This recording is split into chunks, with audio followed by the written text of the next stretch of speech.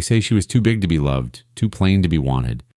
At 16, Amish-born Ruth Yoder was cast out like spoiled bread. Pregnant, they claimed, though no man had ever touched her. But deep in the Montana wild, a reclusive mountain man found her weeping beneath a cedar tree. He'd lost everything. She had nothing left. And when the frost thaws, folks whisper she'll give him not one, but 3 sons. How can a virgin girl birth what she's never conceived? And why does the town midwife say it's the miracle they all needed? Stay and listen. When the past returns in silence and the mountain begins to speak, one truth lingers. What kind of love grows from exile? And what kind of man waits for it? Every time I read your comments, I'm reminded that stories like this still matter. If you believe in redemption, in found family, and the quiet strength of second chances, then you belong here with us. Let me know which state you're watching from, and don't forget to like, subscribe, and share so we can keep bringing you stories that stir the heart and heal the soul. Thunder cracked across the gray Pennsylvania sky as the congregation stood in stony silence. The weight of judgment pressing down, heavier than the storm clouds gathering above the clapboard meeting house. Ruth Yoder stood barefoot on the splintered wooden platform, her hands clenched in fists at her sides, her dress sodden from rain and tears alike. She was 16 years old, full-bodied and soft-faced, cheeks round with innocence, not sin, though that's not what her people saw. They saw the wide girth of her waist and whispered of hidden shame. No one believed her when she said she'd never so much as held a man's hand. At the front, towering like an oak grown twisted and cold, her father, Bishop Ansel Yoder, held the worn Bible like a weapon. His voice did not tremble. She has brought impurity into this house of righteousness. The flesh bears witness to what she will not confess. His eyes scanned the gathered families, silent rows of men in straw hats, women in black bonnets, children clutching aprons. Not one spoke, not one dared. Ruth shook her head once, slow and steady. I ain't done nothing. I ain't touched. I'm not. Her voice cracked, barely above a whisper. Her father's hand rose fast as lightning and cracked across her face. The sound echoed like a gunshot. Ruth staggered, but she did not fall. You defy truth? You deny what your belly shows? Tears welled up in Ruth's eyes, but not from pain, from the betrayal, from the knowing that not a single eye would meet hers in defense. Not her mother, who stood rigid near the stove, with her lips pressed thin. Not her cousins, not even gentle Anna May, who once plucked splinters from Ruth's feet after barn chores. I'm just fat, Ruth whispered. Always been. But fatness in a girl was already seen as rebellion, as gluttony, as womanhood uncontained. Her father turned away from her like she'd become ash. You will leave this place by nightfall. You are no daughter of mine, nor child of this flock. What's done in secret the Lord sees, and so shall the trees and beasts of the outer dark. Rain began to fall hard on the tin roof above them. The sound drowned out Ruth's soft whimper as her mother handed her a satchel of bread, wrapped in linen, and dared to meet her gaze for half a second. There was pity there, but not enough. Barefoot, bruised and bewildered, Ruth stepped down from the platform. No one moved to stop her. The door creaked open on rusted hinges as she passed through it into the downpour, her dress clinging like a second skin, mud sucking at her heels. Behind her, someone closed the door and the latch caught with a finality that sounded like a coffin sealing shut. She walked past the fence where her childhood cat once gave birth to kittens, past the tree where her brother carved his initials with hers, past the life she no longer had. The rain did not let up, nor did her sobs, but she kept walking into the forest beyond the fields, into the world her father promised would chew her up, into the night, that would not swallow her whole, because something else, something quiet and unseen, waited further up the ridge. Something broken, something watching. She did not know it yet, but she had just begun to matter. The rain had not stopped when Ruth Yoder crossed the last familiar fence post and stepped into the world the elders called the Devil's Edge. But out here, past the limits of ordnung and obedience, no one shouted. No one looked at her with pity or revulsion. There was only the hush of dripping trees, the squelch of mud beneath her blistered feet, and the cold bite of wind beneath her plain dress. The bread in her satchel was already soggy. She hadn't eaten since morning, but her stomach refused even the thought.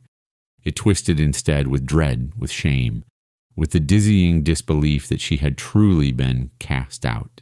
They said Montana was wild, untamed, too vast for decency to survive long. She hadn't meant to come this far, but she walked and walked, driven by something wordless. A refusal to turn back, perhaps, or the knowledge that if she did, she would not be forgiven but broken. As the daylight sank beneath the pines and dusk turned the trees to black pillars, Ruth stumbled. Her legs, thick with fatigue and soaked wool, gave out beneath her.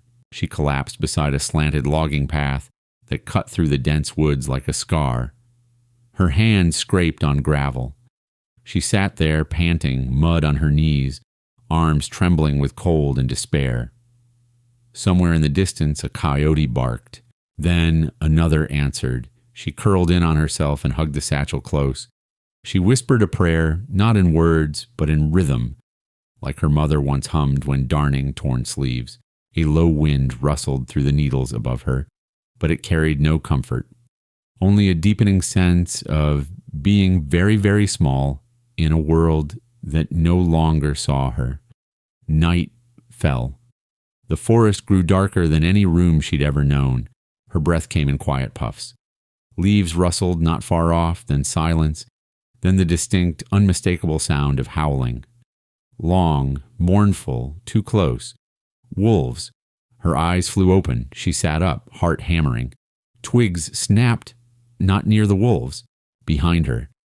She turned her head slowly. Another crack of dry wood beneath weight. Footsteps.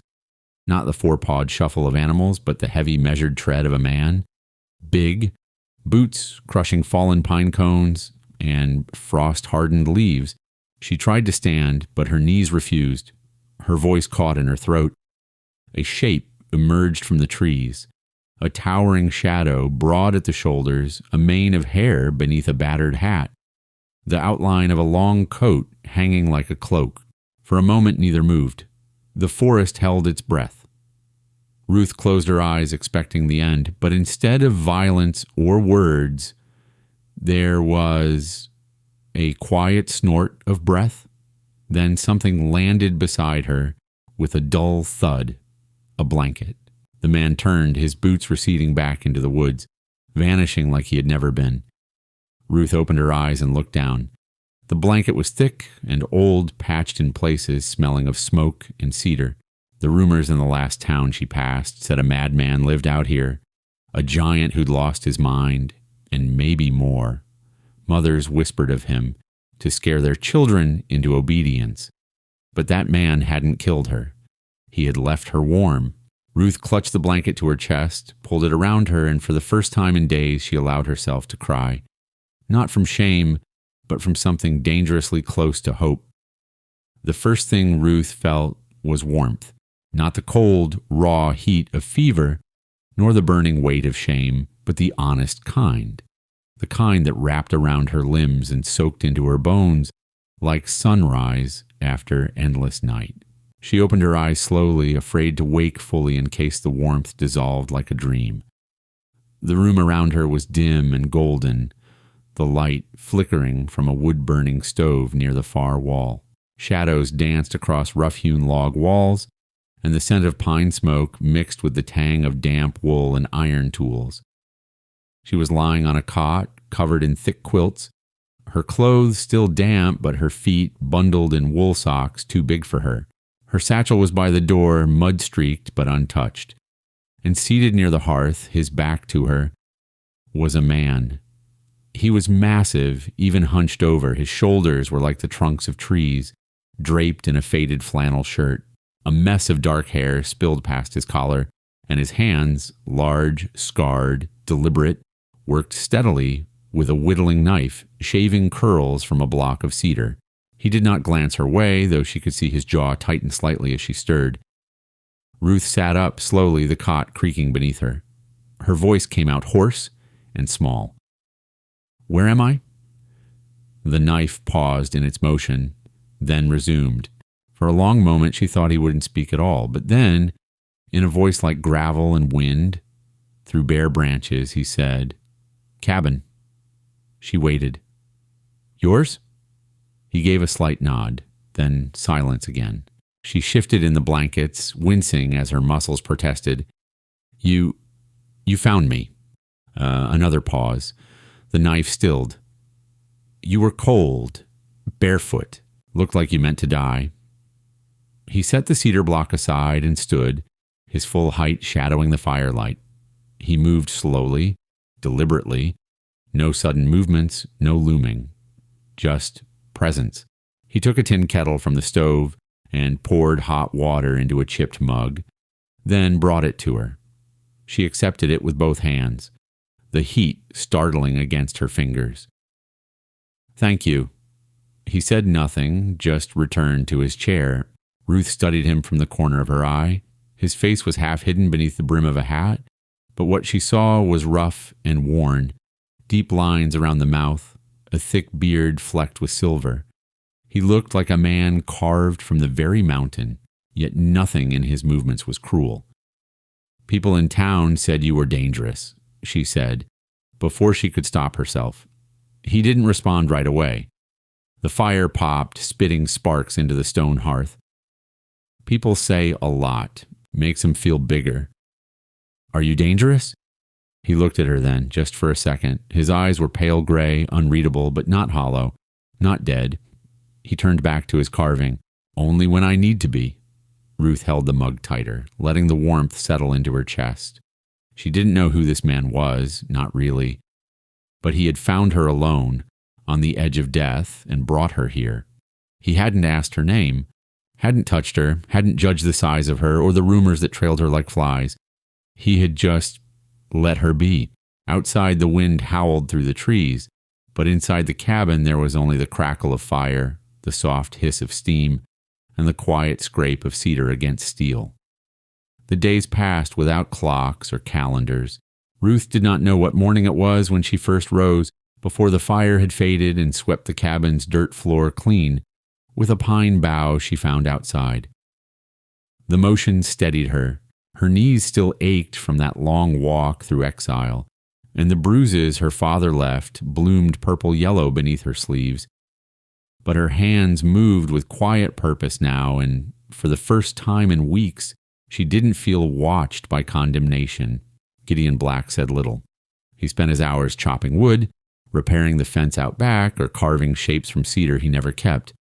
When Ruth cooked, he ate. When she cleaned, he stepped aside.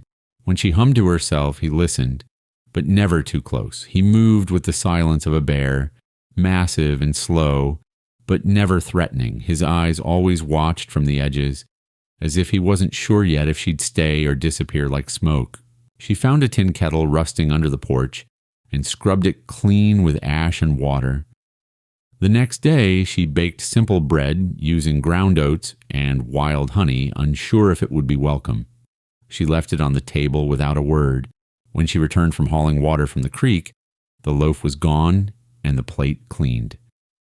That night, she sang softly while she mended a tear in one of the cabin quilts. Old hymns, ones her mother used to hum when folding clothes or mixing soap. Gideon sat by the fire, sharpening a hatchet. He didn't speak, but when the song ended, she caught him pausing with the blade still in hand. "You sing like someone who don't believe they should?" His voice startled her. She met his gaze across the firelight. "I don't reckon I'm welcome to sing anymore." "You're not in their church now." "No," she said, more to herself than to him. "I'm not." The next morning, Ruth heard a rustling in the brush. outside the cabin. When she stepped out, she found a small rabbit near the woodpile, its hind leg bent at a wrong angle. It tried to hop, then collapsed. She crouched beside it, speaking low and soft, and scooped it into her apron. Gideon watched from the tree line, axe still slung over his shoulder. She brought the rabbit inside and cleared a spot near the hearth, wrapping it gently in a bit of flannel from her own dress hem. She tended it with crushed herbs and tiny bits of boiled carrot. It trembled at her touch, but did not run. Neither did Gideon. That night, she found a scrap of linen folded neatly beside the rabbit's basket. Thicker, cleaner, she looked up. Gideon was already outside again, splitting wood by lantern light. In that cabin, with its low rafters and smoke-dark walls, Ruth made herself small but steady. She asked nothing, took only what was given. She filled the space with soft sounds, clinking pots, whispered prayers, the whimper of a healing creature. And slowly, without asking permission, she began to belong. Gideon never said so, but each morning he left more firewood by the hearth than she could burn. Each night he returned just before the dark grew too deep, not to speak, not a question, but to keep the silence between them thick enough for trust to grow. The sun had climbed halfway up the pine-crested ridge when Ruth stepped outside with the quilted rabbit basket nestled in her arms. The little creature, whom she had named Button, now twitched its nose at the breeze, its once fractured leg wrapped tight with a leather strip from one of Gideon's old gloves. She knelt beside the garden bed, no more than a patch of cleared earth she'd begun to prepare, and let Button nibble on a dandelion leaf. The wind stirred gently, but something in it made her pause. It wasn't the trees or the birds or even the usual hush of the mountain. It was absence, like something had interrupted the rhythm of the woods. She looked up. Atop the ridge across the clearing, where the trees thinned into open stone and moss, a man stood, still as a scarecrow, watching. He wasn't Gideon. Ruth froze, heart drumming. The figure wore a dark coat and a wide-brimmed hat, his face too far to make out. But she felt him watching, not like an animal, cautious and wild, but like a man taking measure. Ruth reached slowly for the rabbit and clutched it to her chest, backing toward the cabin. Gideon appeared before she reached the steps, his coat flaring slightly in the breeze. His axe was in his hand, but he wasn't looking at her. His eyes were locked on the ridge. The figure remained a moment longer, then turned and vanished behind the rocks. Gideon didn't speak. He stood there a long time, unmoving. "Who was that?" Ruth asked softly, her voice barely a breath. He didn't look at her, but she heard him, under his breath, low and venomous. "Bradley." The name meant nothing to her, but the way he said it made her chest tighten. Later, she watched him from the cabin window. He walked the perimeter of the clearing, slowly, like a man counting invisible fences. He paused often, looking toward the ridge. His usual quiet strength had turned rigid, like a spring pulled too tight. When he returned inside, he said nothing, but his rifle, usually hung above the hearth, untouched, now rested near the door. That night, Ruth didn't sing. The fire crackled, but the silence between them was different. Not gentle, heavy. She dared to ask, "Do you think he'll come back?" Gideon's hand stilled where it rested on the table. "He never really leaves." The answer sat in her chest like a stone. She waited, hoping he would say more. But the weight of whatever memory held that name in Gideon's mind was thick as smoke, and he didn't part it for her. Still, in the flickering firelight, she caught something in his face, an edge not carved by solitude alone. Not the absence of company, but the presence of grief, of betrayal. That night, long after Gideon's heavy boots had gone silent, in the upstairs loft, Ruth sat awake by the coals. She watched the shadows move across the floor, flickering with the rhythm of old secrets and unspoken names. She had come to this place as a girl abandoned. But now she understood. She was not the only one who had been cast out by men who called themselves righteous. And in that understanding, a quiet thread tied her closer to the man upstairs. Not with words, but with shared silence. A silence that had once meant loneliness and now, perhaps, meant survival. The rain came suddenly, sweeping down the mountainside in cold sheets that rattled the windows and thudded hard against the roof. Ruth had just finished steeping spruce needles for tea when the wind surged, slamming the cabin door open with a force that made her jump. Gideon wasn't inside. He'd gone to check the chicken coop before the clouds rolled in, and she rushed to bar the door shut against the gusts. A streak of lightning lit the clearing and the sky cracked open with a roar. Ruth moved to gather the firewood stacked by the side wall before it soaked through. As she struggled to pull a dry piece free from the pile, her foot slipped and she fell hard against a low wooden slat in the earth, something half buried near the edge of the porch. It wasn't a rock. It had a handle. She stood, brushing mud from her hands, and tugged at the moss-covered lid. A hidden door groaned open, revealing narrow stone steps winding downward, the air beneath damp and cold as a grave, the root cellar. She hadn't known it was there. Gideon had never spoken of it, never mentioned where he kept stores or preserves. Something about the air that seeped from below made her hesitate, but the wind howled again, and her curiosity pushed her forward. With a lantern in hand, she descended into the dark. The cellar walls were rough stone, earth-packed and uneven.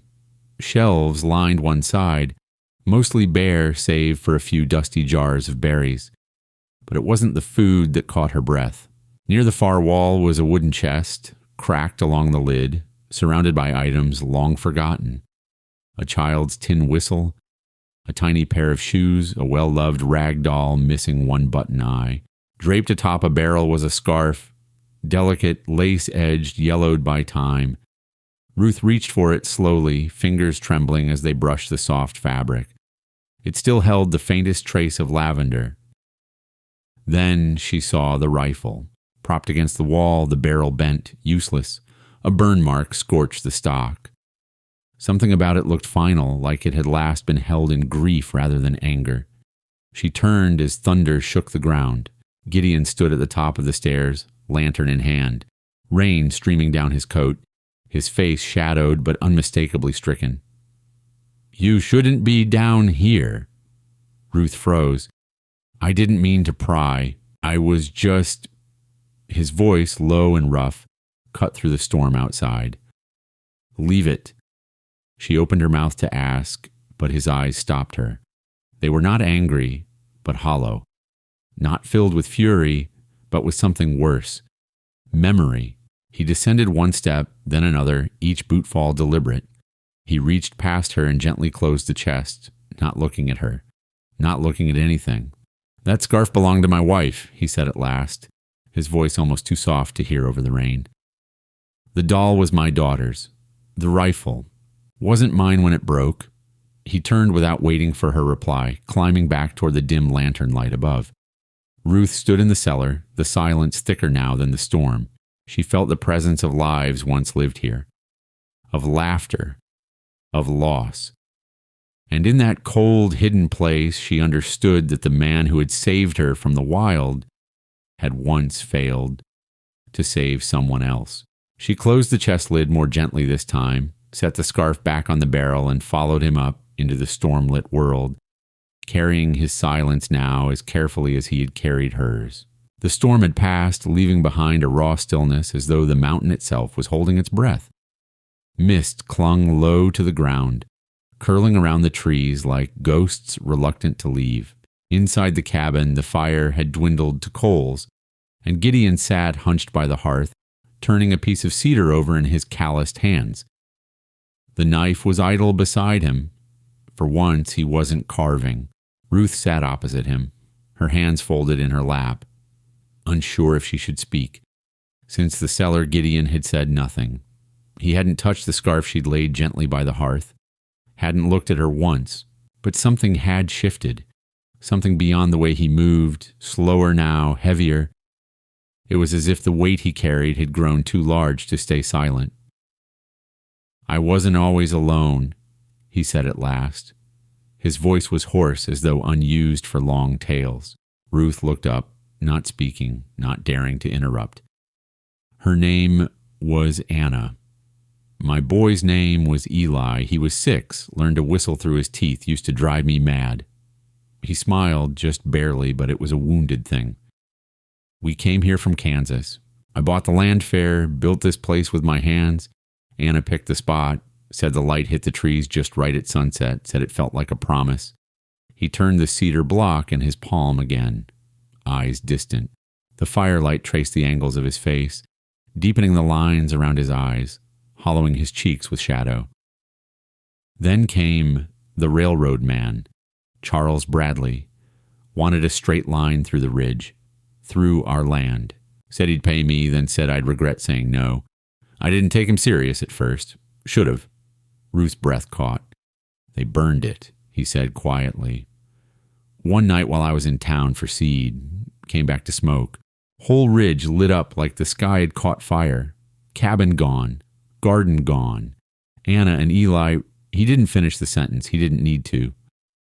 I buried them where the sun still hits the stones in the evening. Thought about joining them more than once. His voice didn't break, but it lost its strength, like it was made of something old and brittle. Ruth stood slowly, crossing to his side. She knelt beside him, her hands shaking. Gently she reached out and laid her hand over his, the one still holding the cedar block. He didn't move.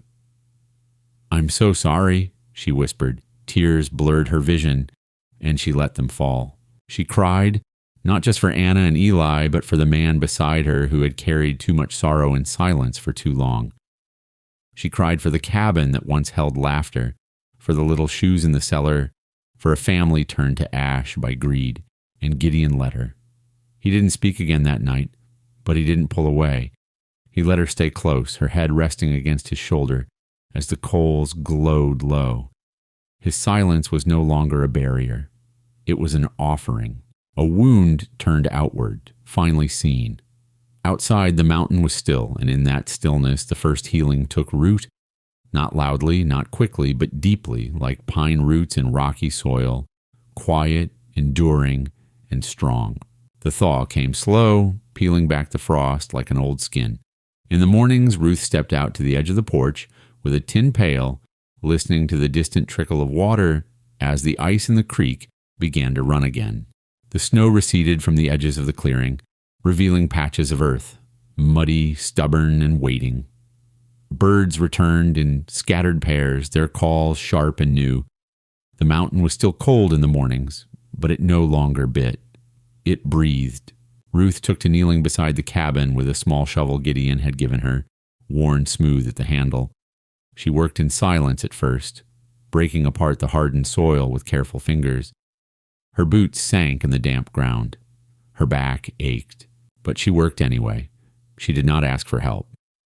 On the third morning, as she struggled with a gnarled root beneath the surface, a shadow fell across the patch. Gideon stood there, a sack of seed potatoes in one hand, his other holding a tool she hadn't seen before, a heavy fork perfect for turning deep soil. He didn't speak, just knelt beside her and started digging.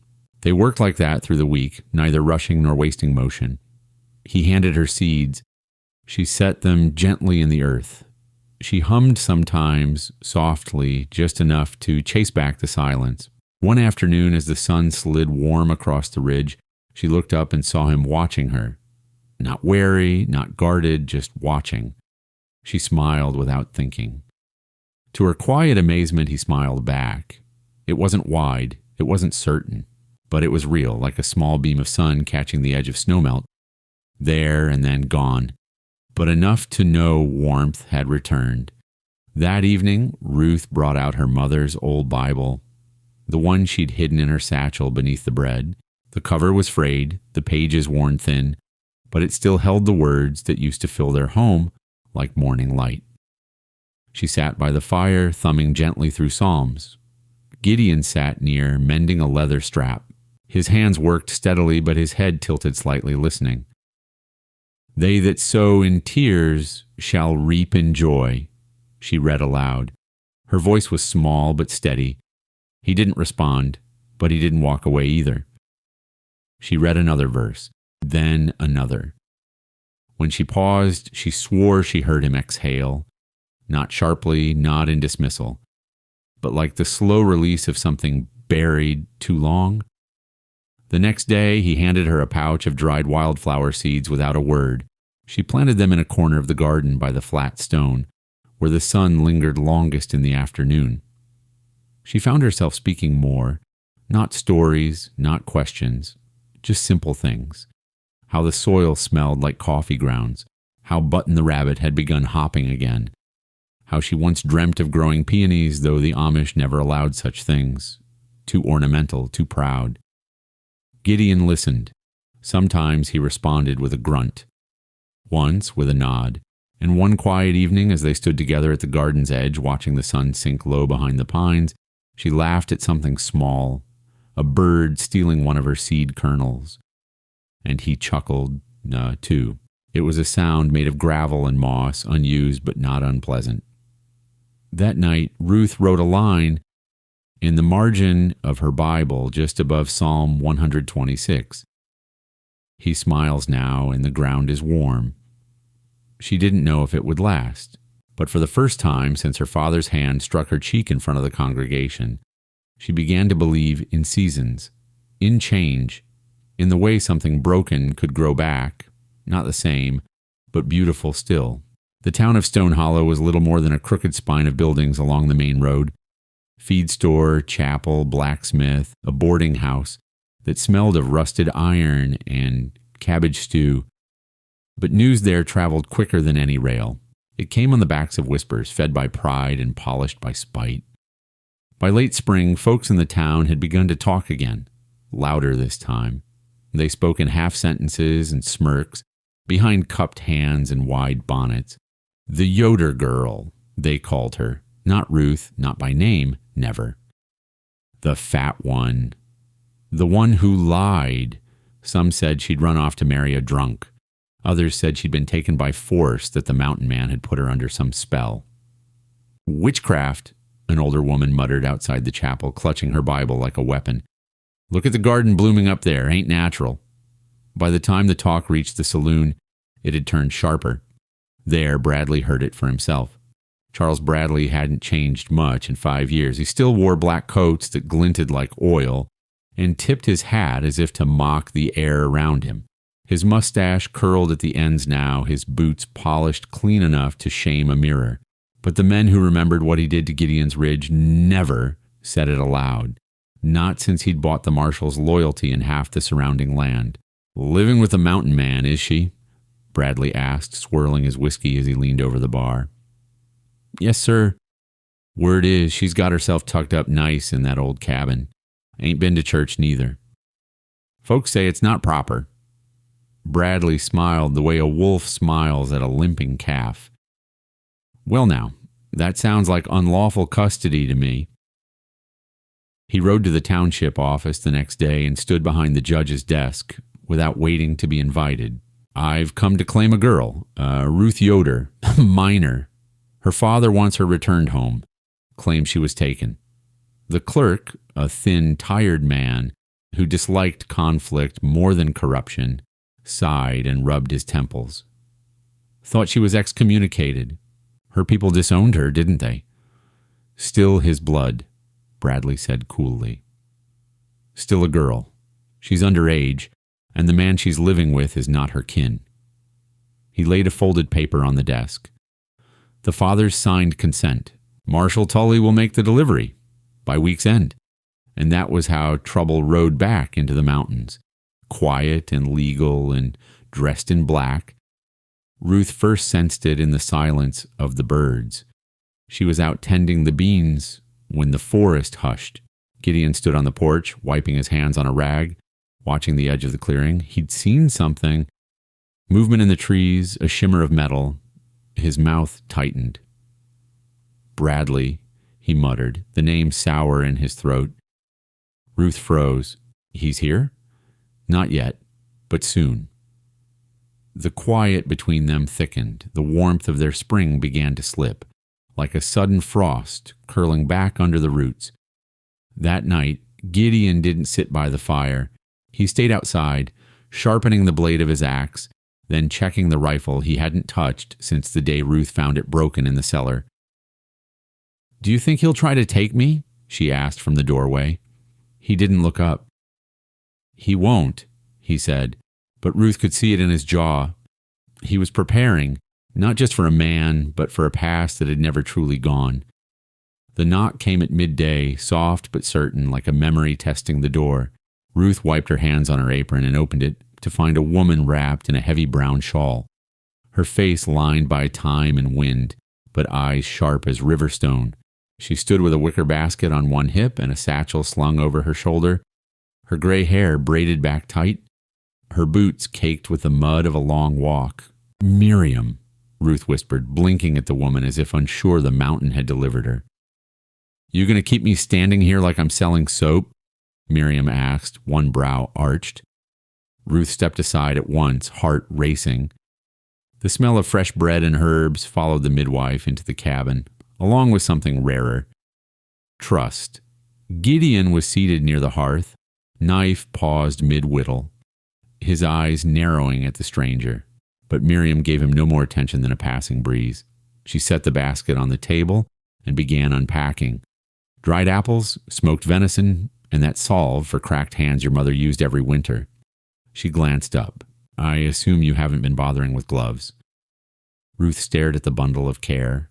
Her throat tightened. "Why are you here?" "Because they're stirring trouble in Stone Hollow. And when folks start stirring, I follow the scent to see who's doing the cooking." She looked at Gideon now, plainly. "You're the one they call a monster. You look like a man to me." He said nothing, but his grip on the knife loosened slightly. Miriam pulled out a chair and sat with the ease of someone used to making herself at home. "Bradley's back, riding high with papers from the courthouse, and the marshal in his pocket. Claims your father wants you returned. Says you're a lost child under the roof of a dangerous man." Ruth's hands trembled as she reached for the bread. "He said he never wanted me again." "They always do, until someone else claims what they threw away." Miriam's gaze softened. "I knew your mother, Ruth. She nursed your oldest brother through the fever before she'd even weaned you. She wouldn't have left you in that chapel. She'd have carried you into the woods herself if it meant keeping you safe." The silence that followed was thick with things unsaid. Gideon finally spoke, his voice low. "Bradley won't get her." Miriam nodded. "I figured that, and I'm not the only one who sees it clear. Town split, but not blind. They've seen how he operates. And if it comes to a choice between him and a girl who's done nothing but plant a garden and feed an old rabbit, I reckon more folks will stand with the truth than you expect." Ruth blinked back tears. "Why are you helping me?" Miriam looked at her with the full weight of years behind her. "Because when a girl's body grows before her voice is ever heard, men mistake it for consent. I've seen it too many times. I believed your silence then, and I believe your strength now." She stood, pressing the salve into Ruth's hands. "You've made a home here. You've earned peace. If they try to take it, we'll fight them with words first. And if that fails with witness, I'll see to it myself." Outside, the wind rustled the trees, but inside the cabin there was something firmer than wood or stone taking root. A promise made in truth. A line drawn, quietly but surely. And this time Ruth was not alone. The town hall of Stone Hollow smelled of old pine, dust, and the dry ink of laws that had never protected the right people. The wooden benches groaned beneath the weight of gathered men. Elders in stiff collars, merchants with folded arms, ranchers with suspicion in their eyes. Bradley stood at the front with his boots polished to a shine and his hair slicked back with oil. The deed he held in his gloved hand was thick parchment, yellowed at the edges, but he waved it like a sword. "I come not to stir trouble, gentlemen," he said, voice smooth as creek water, "but to uphold an agreement, signed and sealed. Ruth Yoder, 16 years of age, daughter of Ansel Yoder, was promised to me by her father as payment for a loan unfulfilled. That agreement entitles me to custody, protection, and lawful marriage." A few gasps rippled through the crowd, but most remained still, watching. One of the elders, a stoop-shouldered man named Hiram, narrowed his eyes. You claim she's a child, then claim her as a wife. Which is it? Bradley smiled, unbothered. The law allows both, provided the father consents, which he does. As if on cue, Ansel Yoder stepped from the rear of the room, his hat clutched in both hands, face drawn into practiced sorrow. I come with repentance, he intoned. My daughter sinned, fled from her vows. I feared she'd brought shame upon us all, but if the man she was pledged to still sees fit to claim her, I will not stand in the way. Liar, a voice hissed from the corner, but it was too soft to carry, and no one turned. Sheriff Tully, seated to the side with his badge dull on his chest, chewed the end of a matchstick and spoke without lifting his gaze.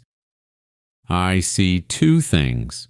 A deed with your name on it, Bradley, and a father who says she ran off with a dangerous man. You say he's keeping her now? Bradley nodded. Gideon Black, out past the old timber line. He's got her holed up like some outlaw's bride. Tully scratched his jaw, then looked up. Then I'll issue the paper for retrieval and investigation. That'll settle it. Hiram stood, his weathered hands trembling. You're issuing a warrant to take a girl from the only home where she's safe. You calling this safe? Tully scoffed. The man's a known recluse, probably mad. She's a minor. Until the courts say otherwise, she belongs to her kin. Bradley's smile widened. I'll escort the marshal myself. Outside, the wind picked up, tossing grit into the eyes of those who had stood too long in silence. The paper was signed and folded. A writer was sent with instructions, and word traveled fast. By nightfall, Ruth stood in the doorway of the cabin, the lantern in her hand flickering with the same dread that gripped her chest. Gideon listened as she repeated the news Miriam had brought. They're coming, she said, her voice steady only because it had to be. With a warrant. He didn't flinch. He simply walked to the mantel and took down the rifle. He's done this before, Gideon said. This time he'll find I'm not the same man. And Ruth, with her heart thudding like a hammer on stone, knew she wasn't the same girl either. The sun had not yet broken the ridge when Gideon saddled the mare. His movements were quiet, sure, practiced like a man who had left in the dark more times than he could count. Ruth stood at the edge of the clearing, her shawl clutched around her shoulders, watching him with a stillness that was not fear but resolve. Dew clung to the grass, glinting silver, and the wind carried the weight of something unspoken between them. Gideon tightened the strap, then glanced up. If we leave now, we can make it through the western pass before noon. I know a trail no marshal will find. Ruth didn't answer right away. She looked toward the horizon, where the sky bled pale gold into gray. The garden behind her was still half-shadowed, the first shoots of the beans just breaking through the soil. Button the rabbit slept in the crate by the porch, his breathing slow and steady. You said you'd stand with me, she said, her voice soft. I will, Gideon replied, but standing's easier when you're not cornered like a beast. She turned to him fully then, her eyes clear. Running means I'm still afraid, still letting them decide who I am. He stepped closer, the reins slack in his hand. You think I want to run? His voice was low, hoarse. I lost everything on this land. You think I'd leave it again? You think I'd leave you? Then don't, she said simply. He looked at her then, truly looked, like a man seeing not just a girl, but something fierce and rooted, a heart that refused to bend again. They'll drag you down that hill in chains if they think they've got the right. I'm not afraid, she said louder now. Not when I'm with you. The wind tugged at her shawl and she let it fall. She took a step forward. I've lived my whole life afraid. Of my father, of my body, of being unloved, unseen. But not here. Not in this place, and not beside you. Gideon stood still, the reins falling from his hand. His eyes searched hers, and something inside him gave way, not broken, but released, like a knot pulled loose at last. He reached out gently and cupped the side of her face with a hand rough from work, but tender in its touch. He leaned in and pressed his lips to her forehead, not a gesture of pity nor protection, but reverence, a vow. When he pulled back, her eyes were shining. "I'll board the windows," he said quietly. "Reinforce the back wall." She nodded. "I'll bake more bread. If there's going to be a siege, we might as well eat well." They smiled, both of them, for the first time in days. The sun crested the ridge, lighting the clearing in gold. The garden shone.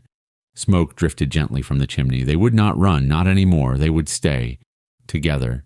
And whatever came down that road, whatever words or warrants or weapons, it would find them side by side, not afraid, not alone.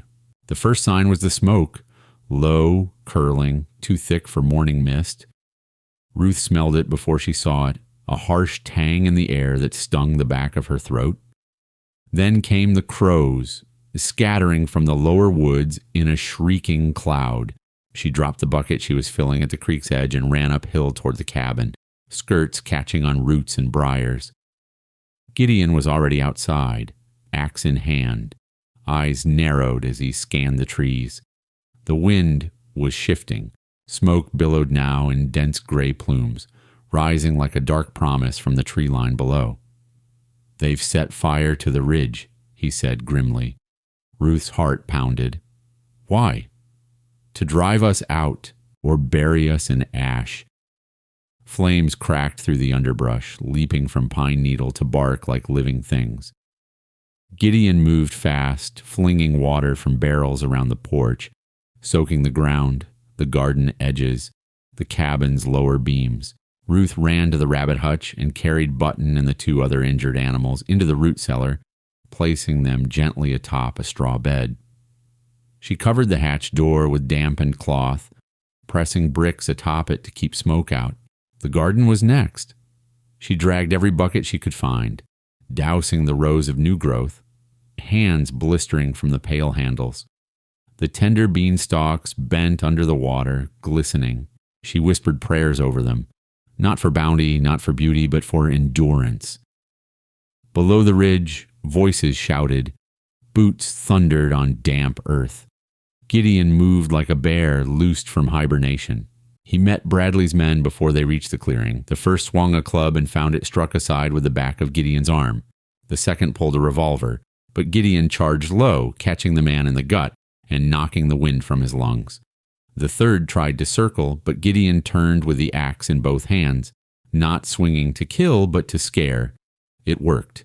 They scattered, coughing from their own smoke, tripping over branches as the fire began to lick at the edge of their path. And then, above the wind and flames, came the sound of a bell, clear, urgent. Ruth looked up. Through the haze, a figure appeared at the tree line, shawl whipping in the wind.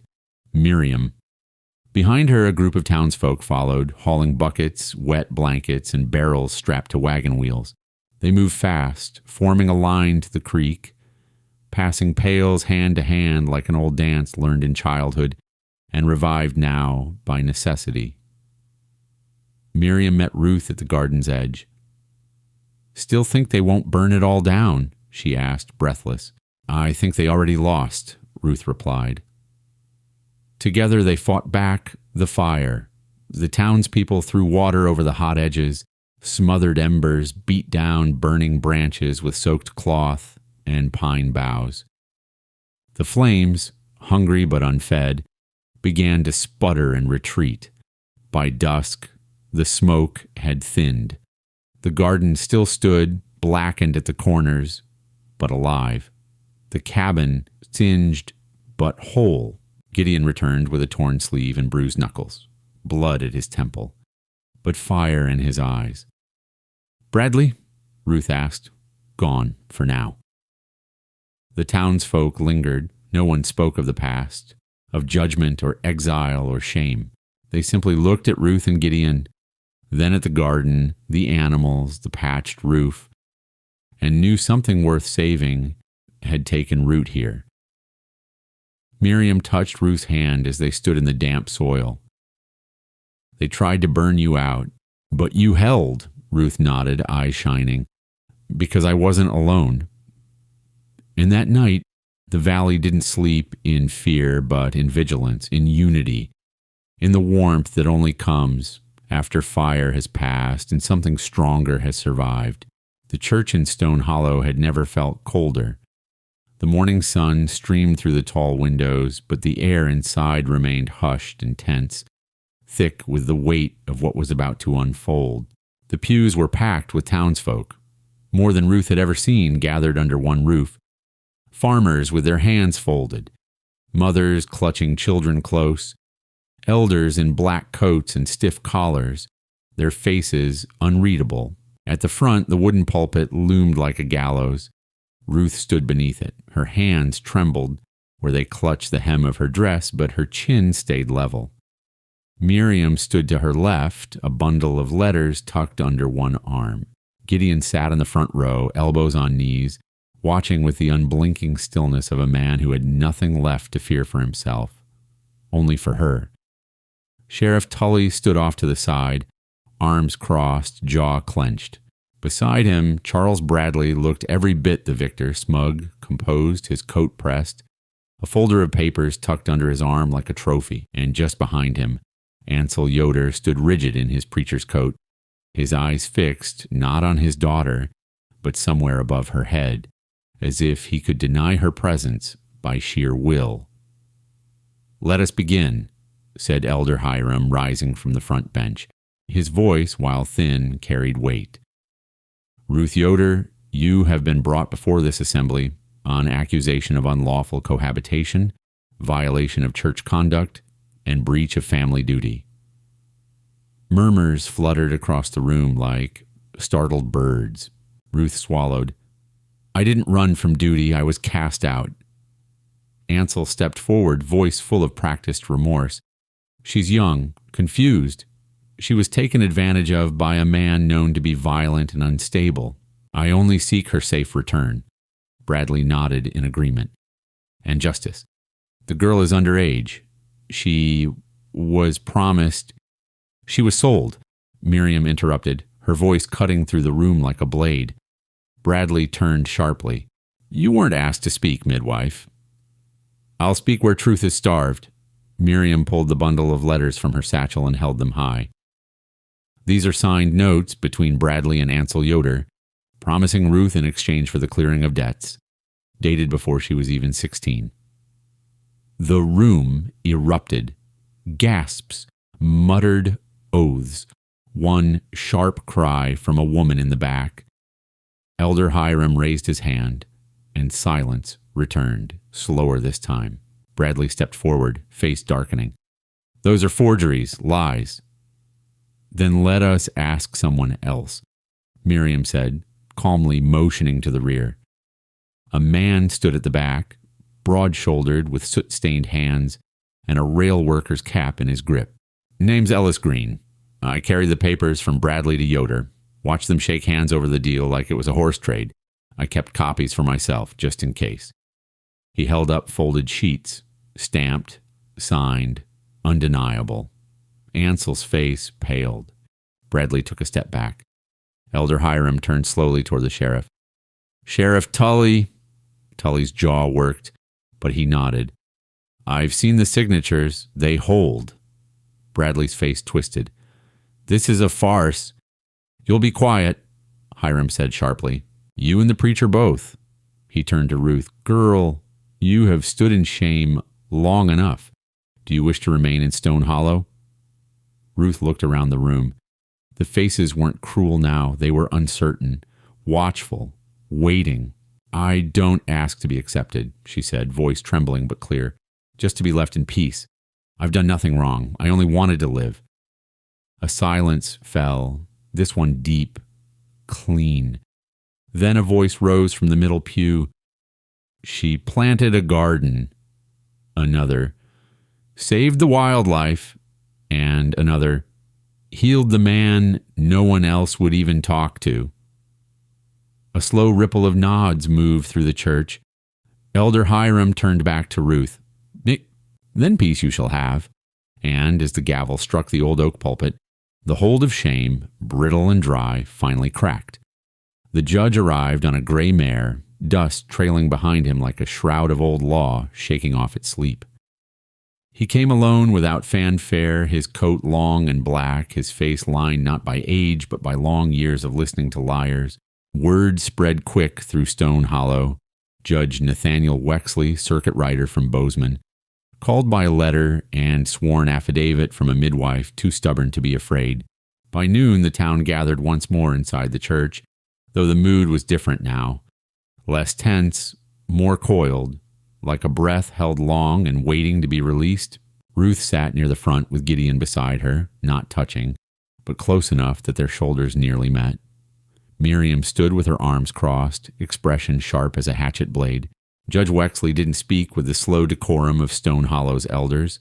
He spoke plainly, directly, with a voice that cracked like rifle fire, and didn't bother softening itself for ears unused to justice. "I've reviewed the charges filed," he said, removing a worn folder from his satchel and laying it on the altar like it were an offering. "Reviewed the deed, reviewed the letters."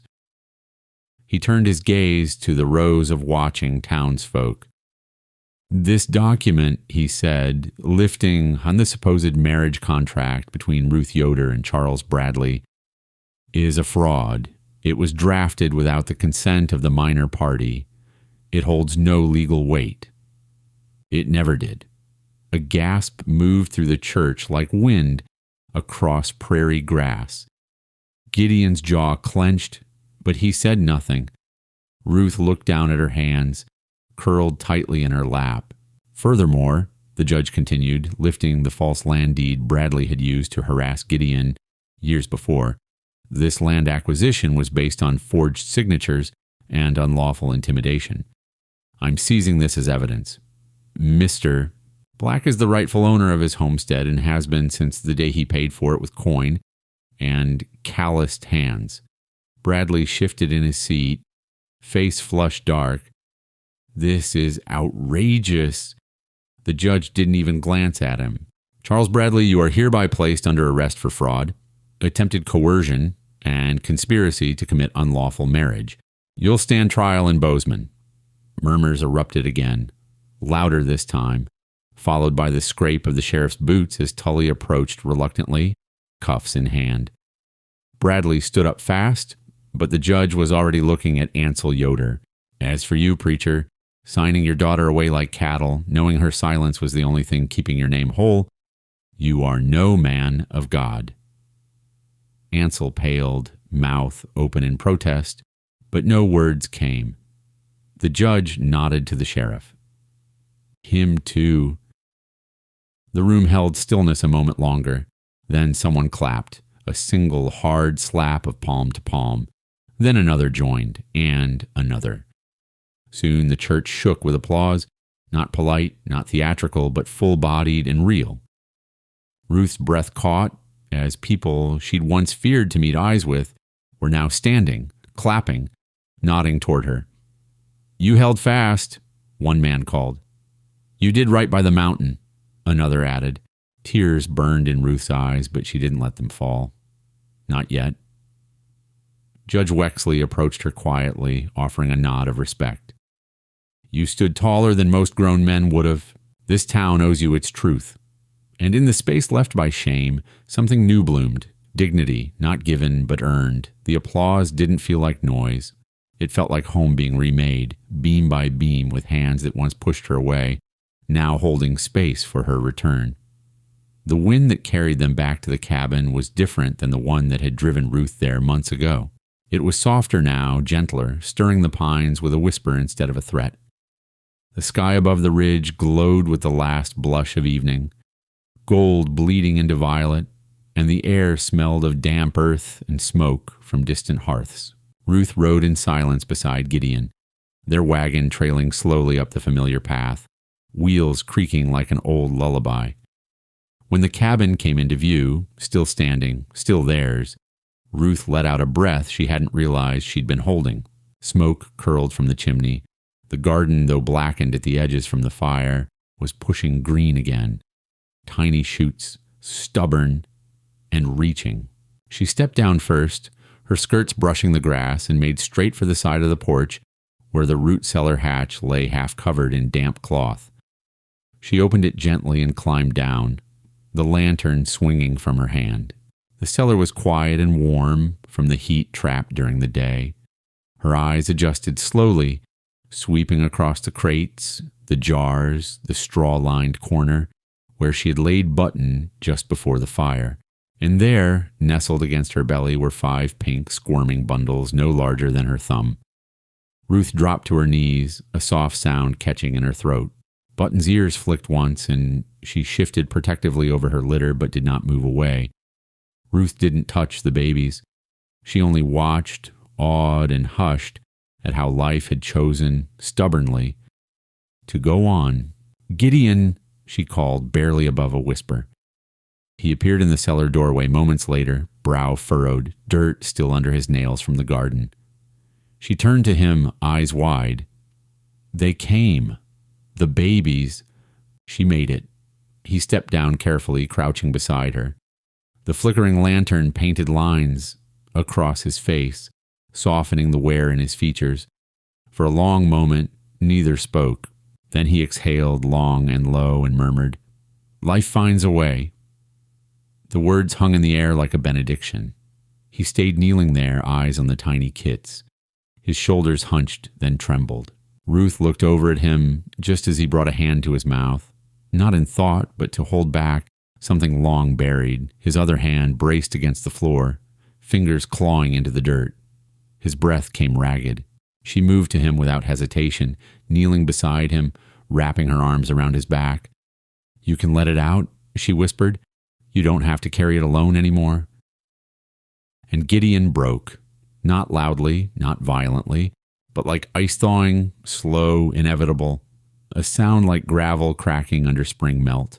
He buried his face into her shoulder, and she held him as the grief of years poured out, not just for his wife and son, not just for the fire, but for the man he had become to survive it, a man who had believed he would never hold anything soft again. When the tears stopped, Ruth didn't move. She simply leaned into him, their bodies curved toward each other, like 2 roots finally touching beneath the soil. "We're not alone," she said. "No," he whispered back, voice rough with emotion. "Not anymore." Above them the wind stirred again, not a warning, a song.